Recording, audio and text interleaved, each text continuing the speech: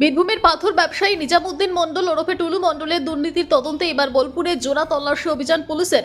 বোলপুরের বাইপাসে একটি আবাসন প্রকল্পে একাধিক ফ্ল্যাটে চলছে পুলিশের হানা। সূত্র অনুযায়ী জানা গিয়েছে, বীরভূম জেলা তৃণমূলের সভাপতি অনুব্রত মণ্ডলের প্রাক্তন নিরাপত্তা রক্ষী সেহেগাল হোসেনের ফ্ল্যাটে তল্লাশি চালাচ্ছে পুলিশ। জানা যাচ্ছে সেখান থেকে উদ্ধার হচ্ছে টাকা। এছাড়া ওই আবাসনের অন্য একটি ফ্ল্যাটেও তল্লাশি করা হচ্ছে। তার সাথেই বোলপুরের খাসপাড়াতে টুলু মণ্ডলের শ্যালক মিন্টু শেখের বিলাসবহুল বাড়িতে চলছে তল্লাশি অভিযান। কয়েক কোটি টাকা মূল্যের এই বাড়িতে রয়েছে সুইমিং পুল। তবে বাড়ির মধ্যে কেউ না থাকার কারণেই পুলিশ এখনো ভেতরে প্রবেশ করতে পারেনি।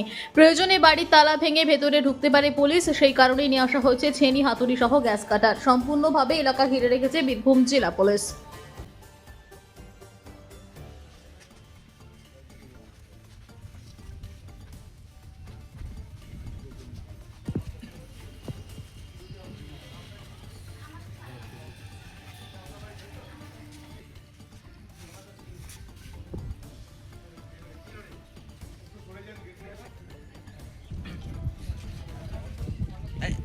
কি রে